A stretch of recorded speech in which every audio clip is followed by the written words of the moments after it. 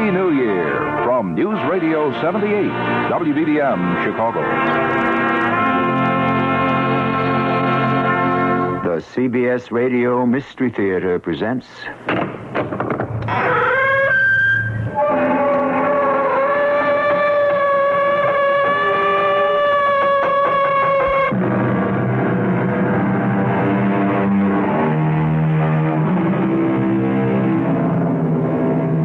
Come in. Welcome. I'm E.G. Marshall. The desires of the heart are as crooked as corkscrews, said the late W.H. Auden. He may have had love in mind, or hatred, or just about any emotion we're capable of, for the observation applies to them all. And considering how devious our desires can be, it would behoove us to be always on our guard, even with those closest to us. On the other hand, without trust, we would all go mad. A perplexing dilemma, and one that surfaces one way or another almost every day of our lives.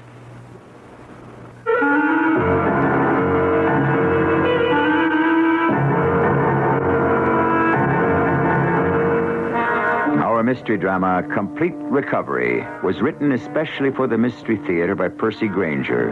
It stars Mary Jane Higby. I'll be back shortly with Act One.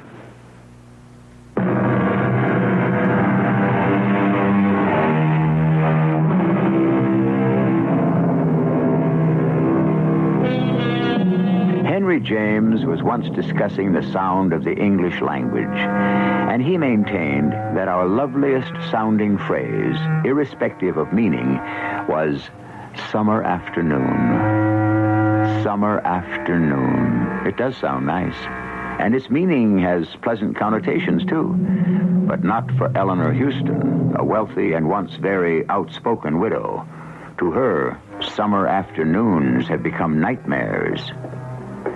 We're in a sanatorium in a Gulf Coast city in the deep south.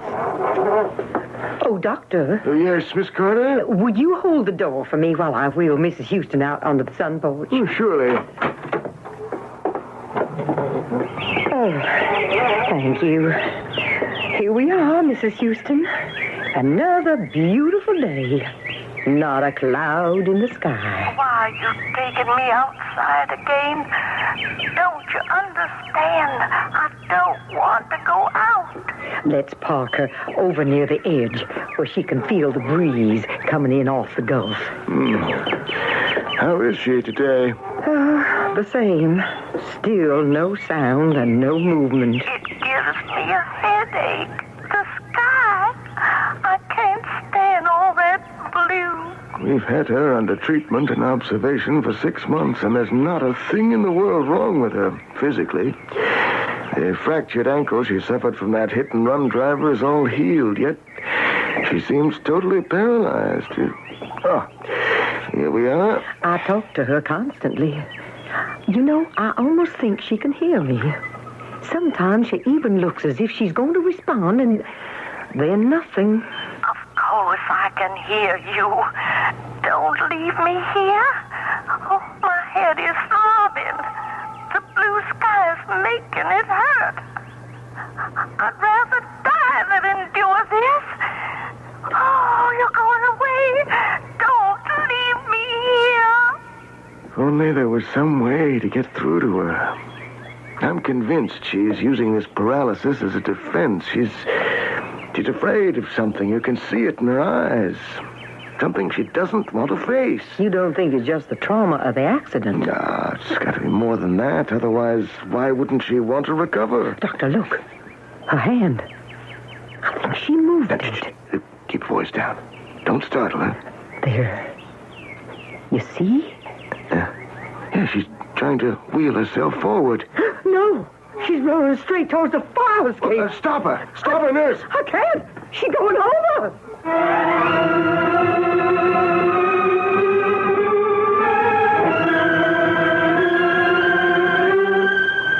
Pulse? Normal. Blood pressure? Back up to normal. And how's she breathing? Well, it's very regular. almost peaceful. It's a miracle she didn't break her neck falling down those fire escape stairs. Except for the bump she took on her head, she seems fine. Yeah. Oh, did you call her daughter and son-in-law? Yes, they're down at the nurse's station. Doctor. Yes, nurse. What, doctor?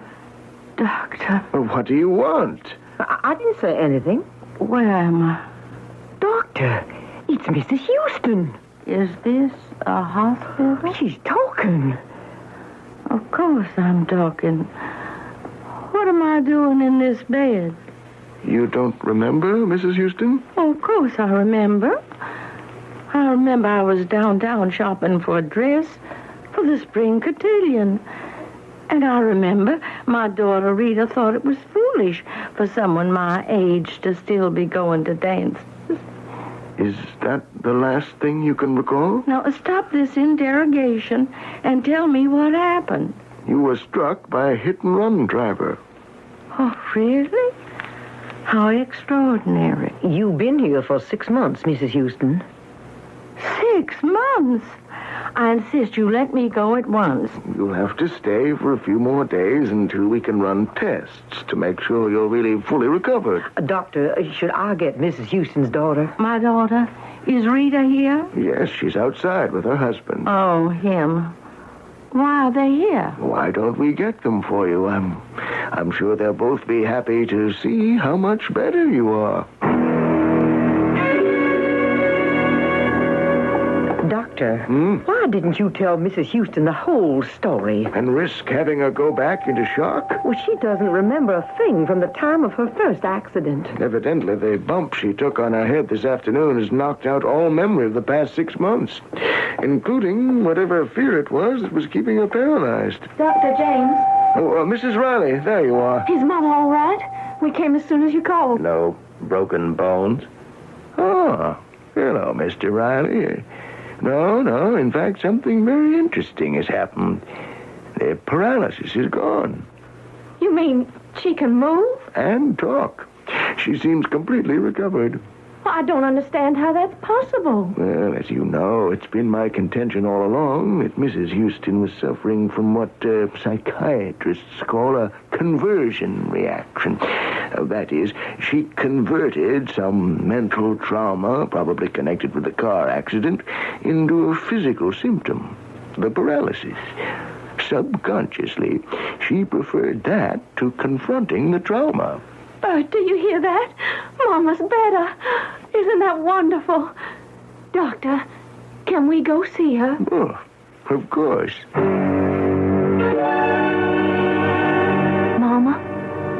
Mama? Rita, tell them to let me out of here. Oh, Mama, y'all better. Hello, Mother Houston. Now, I've told you 100 times, Bert Riley, not to call me that. Just because you're married to my daughter, that does not make you part of our family. I'm happy to see you seem to be your old self. Well, there's no seams about it. I'm fit as a fiddle. And I want to go home to Amber Oaks at once. Oh, well. What's the matter? Well, I'm afraid the house has been sold. What? Mama, it was so big and so expensive to Amber keep up. Oaks is my home. Our family home. The doctors didn't think there was much hope of your ever recovering. Who gave you the right to sell it? Well, the court did. The court. What business it is of theirs? Well, Bert was appointed trustee for the state, Mama, because of your condition. He is a lawyer. Of course, if you're fully recovered, everything will be turned back over to If you. I'm recovered, of course I'm recovered. What about Amber Oaks? Well, we can get you a real nice apartment here in town. And the money you made by selling it? What have you done with it? It's all been soundly invested. I want to see the papers. I want to see everything. Please don't get mad, Mama. Everything is all right. Bert only did what he saw fit. Of course. Only what he saw fit.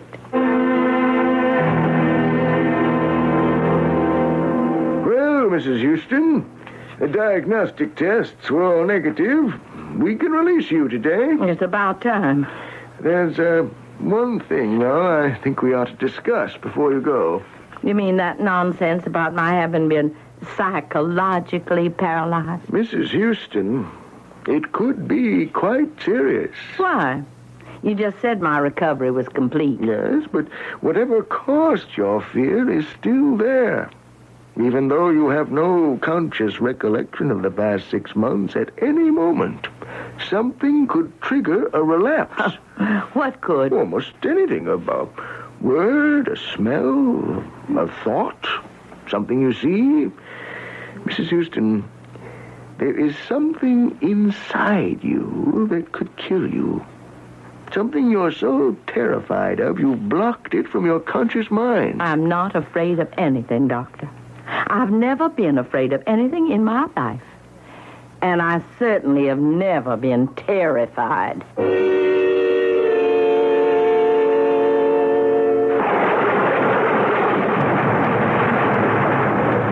And you see, Mama, you have a terrace that looks out over the park.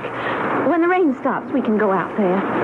And there's a full-size kitchen and a separate dining room. A full-size kitchen. Why, the kitchen at Amber Oaks was as big as this whole apartment. I am sorry about Amber Oaks.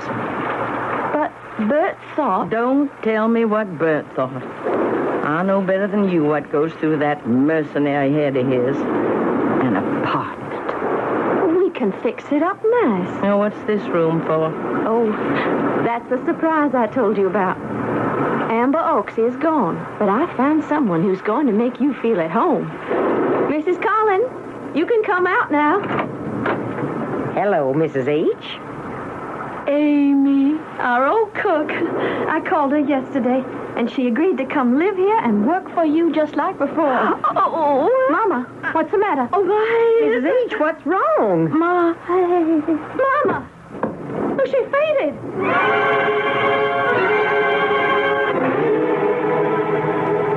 I don't know what happened, Dr. James. She just passed out. Oh, where is she now? We got her into the bedroom, over there. Oh, good. Now, you wait out here. Let me see her alone. Mrs. Houston? What? Oh, it's you. Rita called me.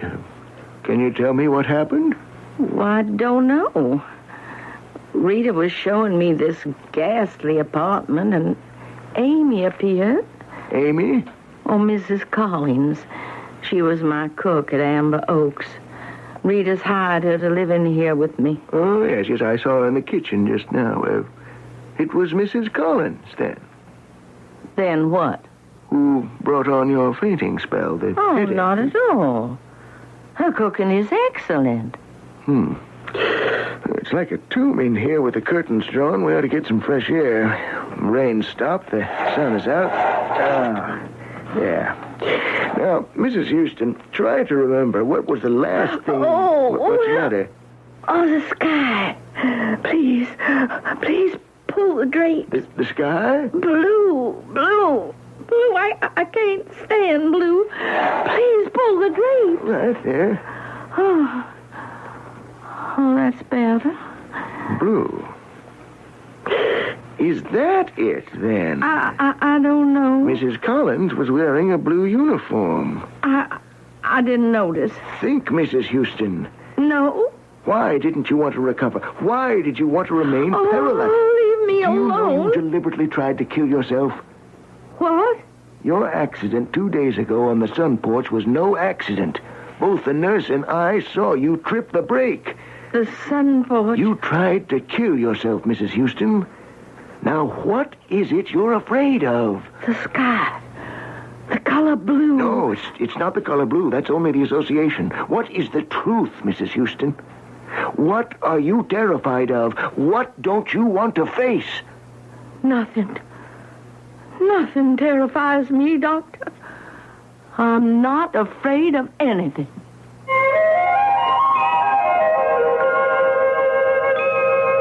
The essence of man, said a great mystic philosopher, is the effort he makes not to die, to persist in his own being. This effort can take many forms, from the building of empires to the procreation of children. It can also take the form of throwing up psychological barriers against certain truths which are so painful or dangerous that we dare not confront them. I'll return shortly with Act Two.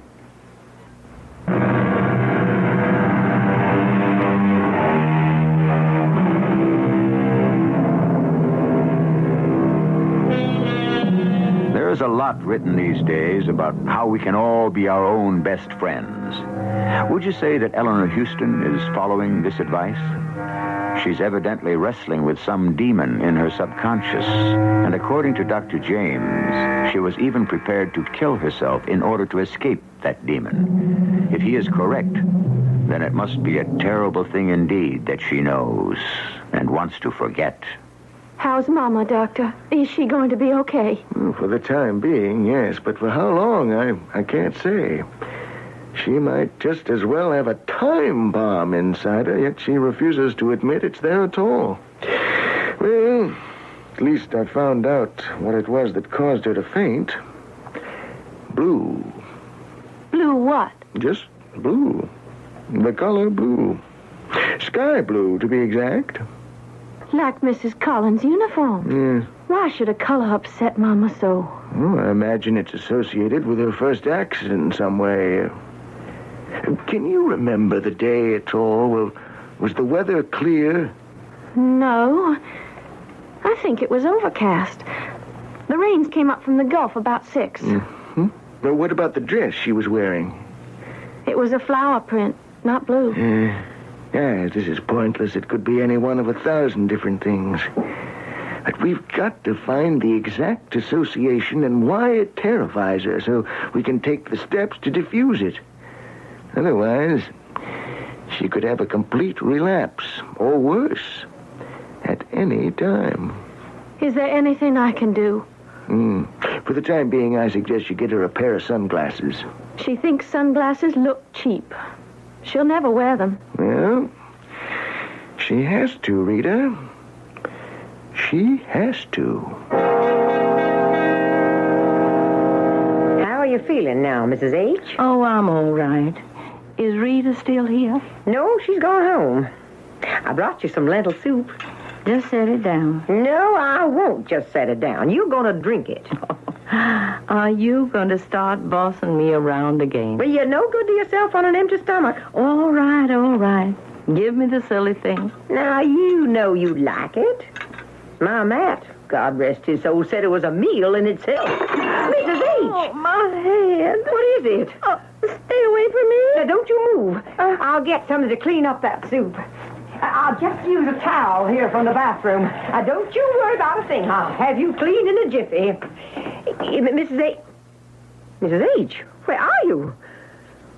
Why, she's gone.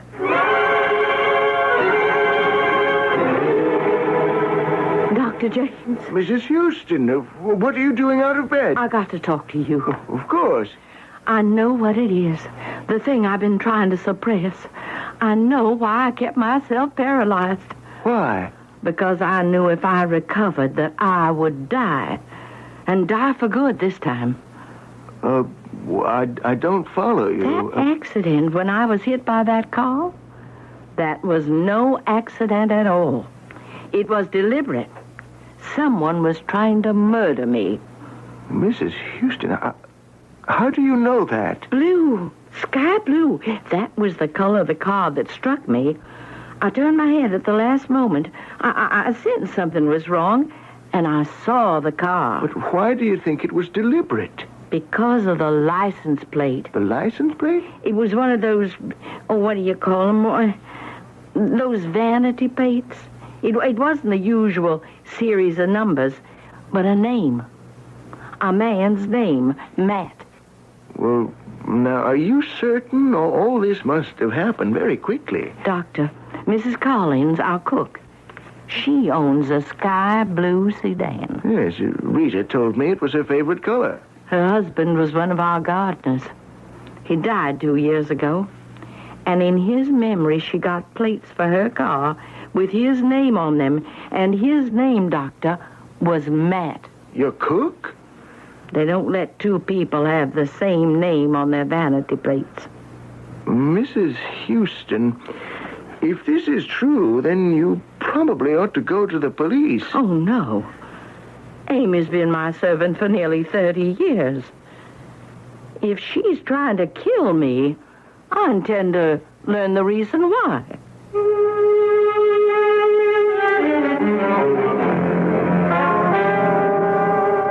Mrs. H., you're home.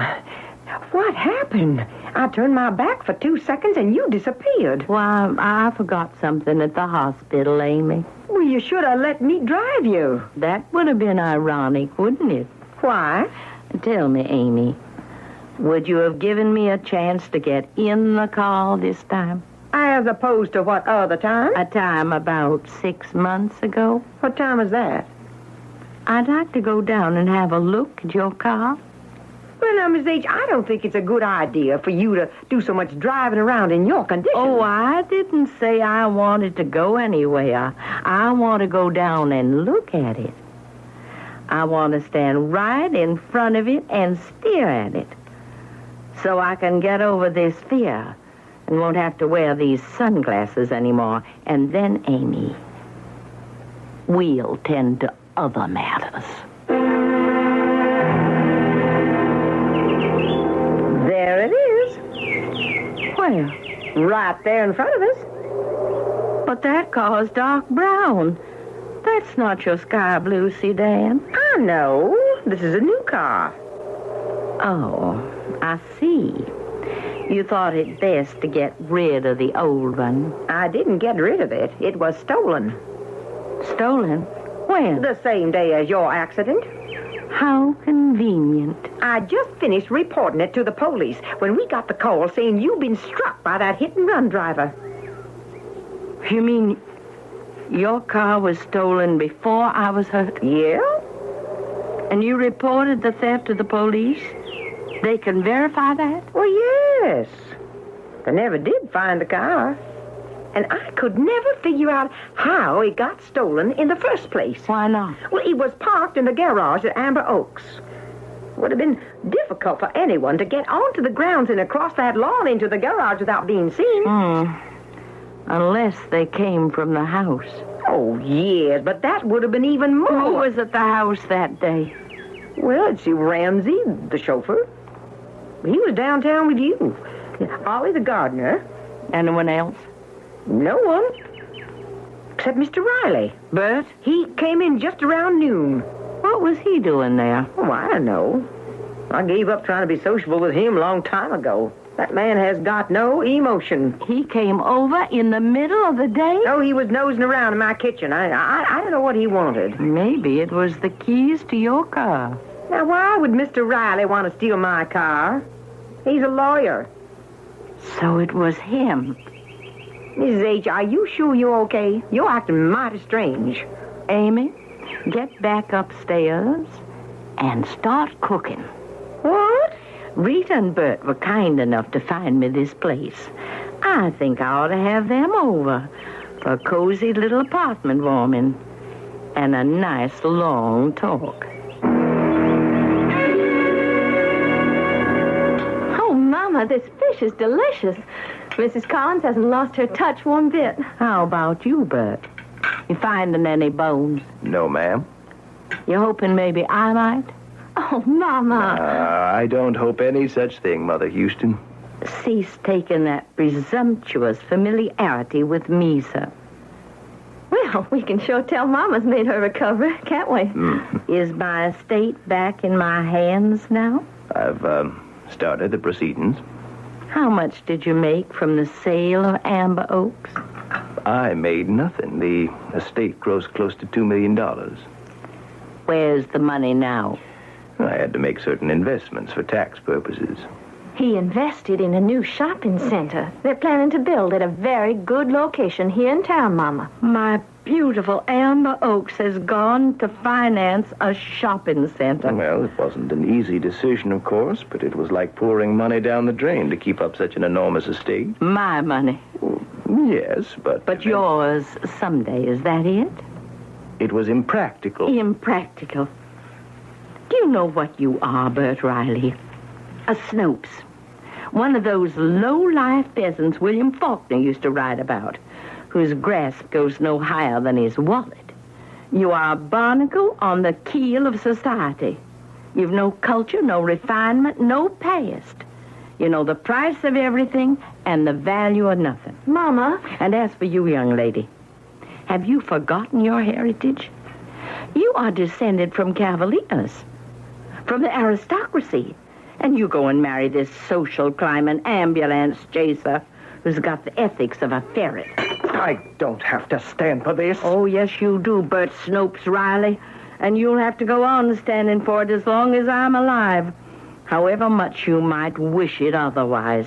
Mama, what are you saying? Oh, Bert knows what I'm saying, don't you, Bert?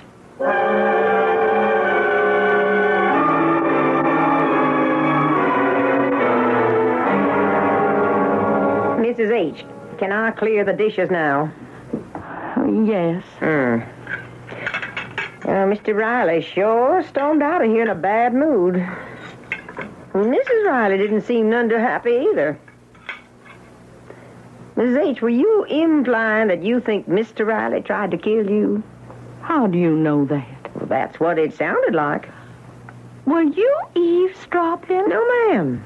I couldn't help but hear every word from the kitchen. Oh, I'm sorry, Amy. Forgive me. No, there's no point in starting to apologize at your age. You will help me, won't you? Of course, Mrs. H. I always have. I mean, now, you're my only witness. You're the only other one who knows Bert tried to kill me. I know that. You said you saw him that day. Yes, but... He stole your car, don't you see? And tried to run me down with it. I saw the car, Amy. I saw the license plate with the word Matt on it. You think it was my car? I know it. We'll go down to the police right now and press the charges. Well, I don't know how in the world you're going to prove it. I've just got to find a way, that's all. Oh, I gave myself away tonight. He knows I know. It's only a matter of time before he makes another attempt. Well, I'm sure he won't do any such thing. Don't you believe me? He's after our money. That's why he married Rita. But you have no proof. Well, he tried to kill me once, and he's going to try again. I know he will. And how am I going to stop him?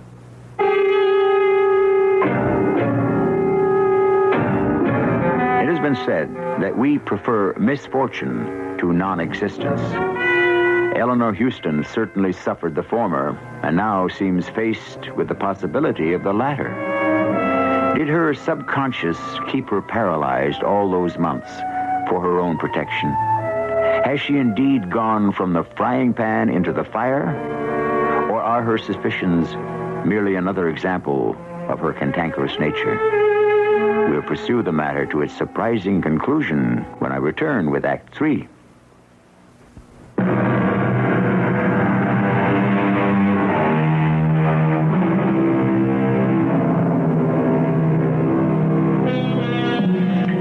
There are, said one expert on the subject, very few unique crimes. Most have been committed before and will be committed again.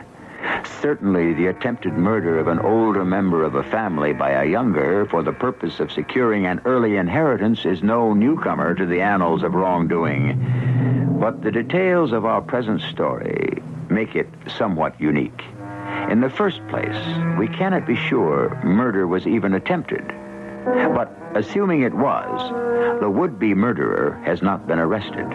In fact, he is not even suspected. And the victim has nothing to go on but a shard of memory and a bit of circumstantial evidence. I'm scared, Amy.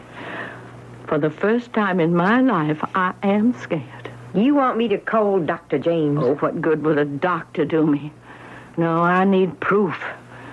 Some kind of proof that will put Bert Riley in jail. Mrs. H, everybody knows you don't like the man. Now, what's that supposed to mean? Well, I know you're upset by that sale of Amber Oaks, but that was an error in judgment, not a crime. It was no error. Well, I'm sure if he did anything illegal, your lawyers will discover it. Are you patronizing me? Now, I won't stand for that. Mrs. H, let me call the doctor. Out, leave. I don't need you to live here hovering over me. I'm not an invalid, and I won't be treated like one. I'm descended from the heroes of the Confederacy, and I'm perfectly capable of fending for myself. And and protected myself.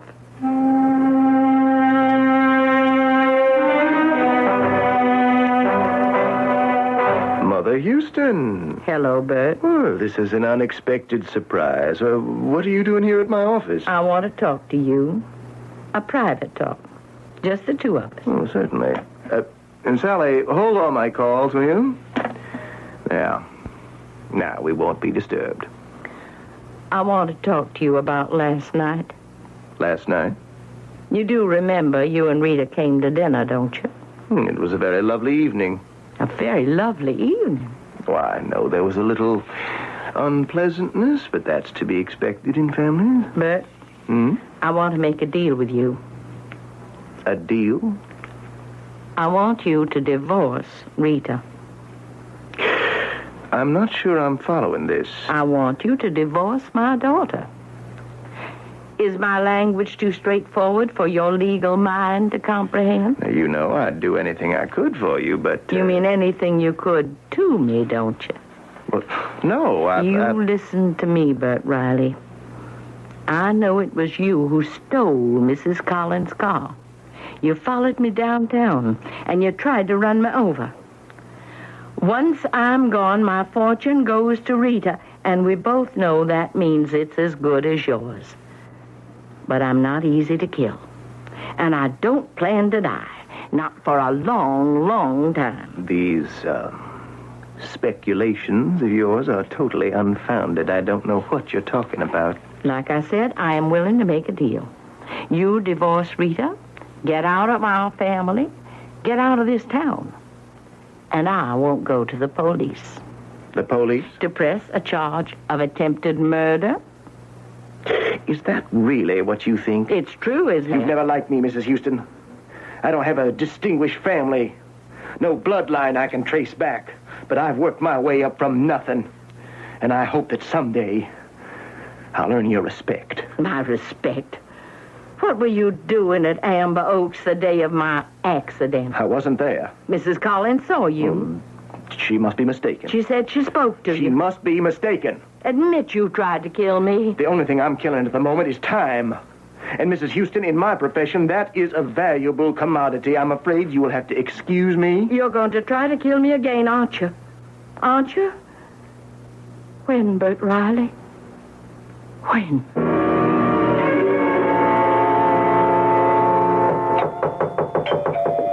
Come in.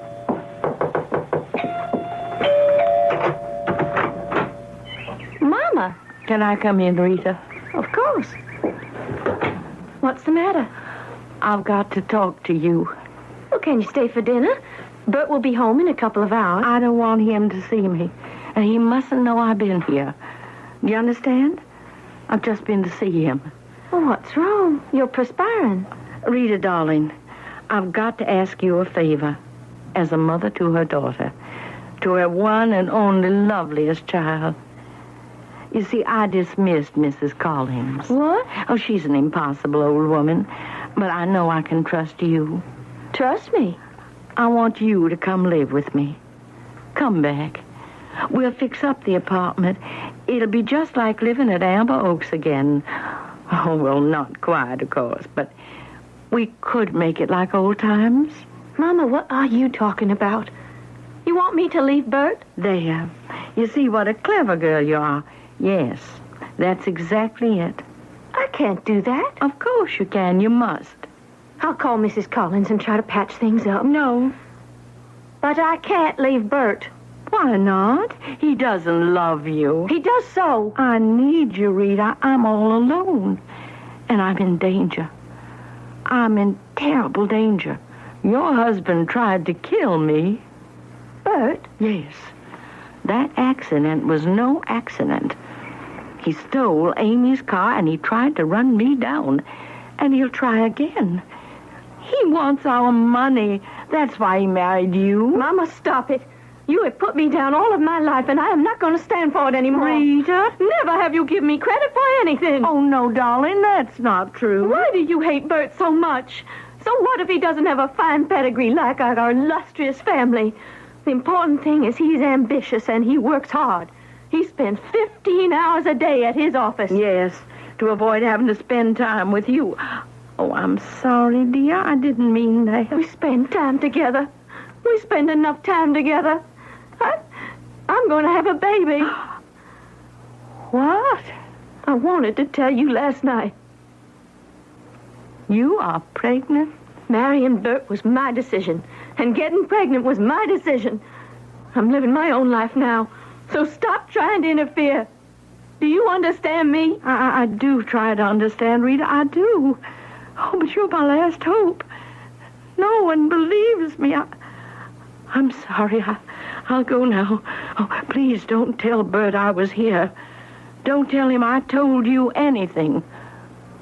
For your own safety.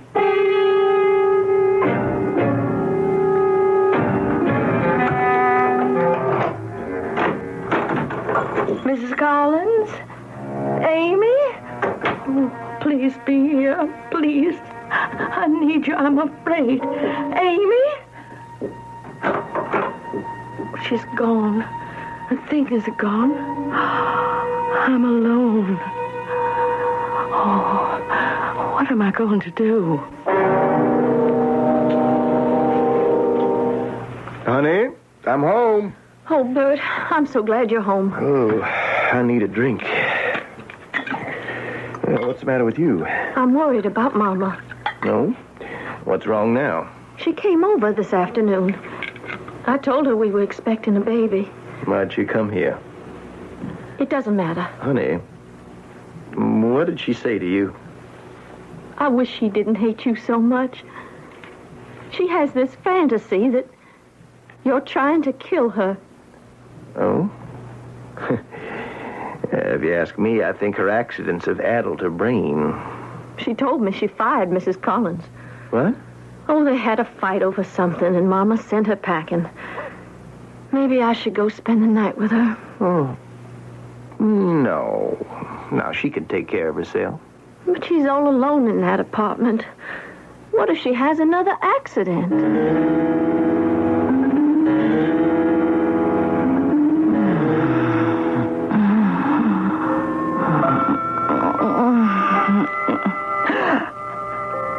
Who's there? Mrs. Collins? Amy, is that you? Did you come back? I know someone is in this room. It's only me, Mother Houston. Bert, I just came by to see how you were getting on. it's 3 o'clock in the morning. I know. When I left Rita, she was sleeping very soundly. She didn't even stir. How did you get in here? I took the liberty of having an extra key made when we rented you the apartment. What do you want? Well, I thought we might talk about that deal you proposed this afternoon. No? It's as good a time as any. No, I don't want to talk about it now. Mother Houston, you asked me a question in my office. I feel I should give you an answer. What question? You asked me to admit I tried to kill you.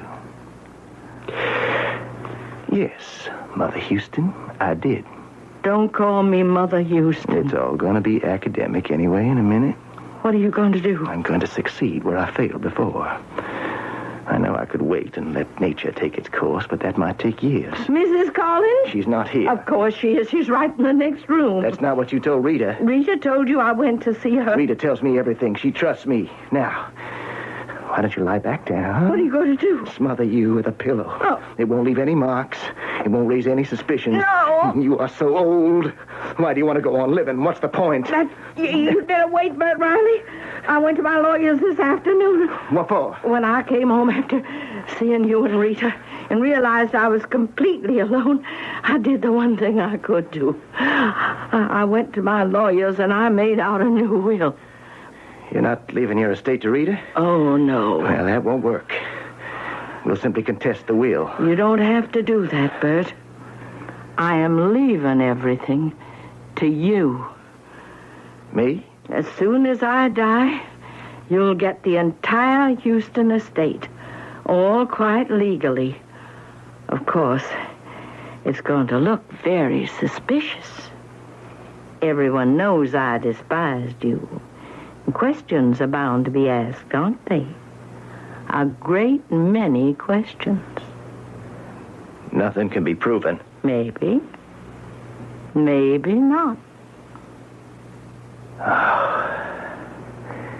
That's very clever. All right, then. I will have to let nature take its course. But I'll get it eventually, won't I? Because you don't dare change that will back. Well, good night, Mother Houston. No. No, I don't dare change it back. What? Don't worry, Mrs. H. He's gone. Amy? Oh, Amy, what are you doing here? Oh, you know I couldn't leave you. Did you just come back? Oh, no. I came back several hours ago. I was going to greet you in the morning with a nice breakfast. So you were in your room? Yes. And it's a shame they don't make buildings the way they used to. I didn't mean to eavesdrop, but I am afraid I heard every word Mr. Riley said. Well, what are you standing there for like a dumbstruck schoolgirl? Call the police. I already have.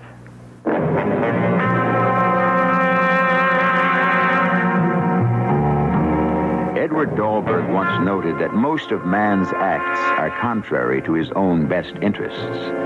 He spoils his own good fortune because he cannot wait for it. Had Bert Riley been content to wait, he could be a rich man today, instead of behind bars. But we are what we are, and all too often we find love is at war with personality. I'll return with a final word in a moment.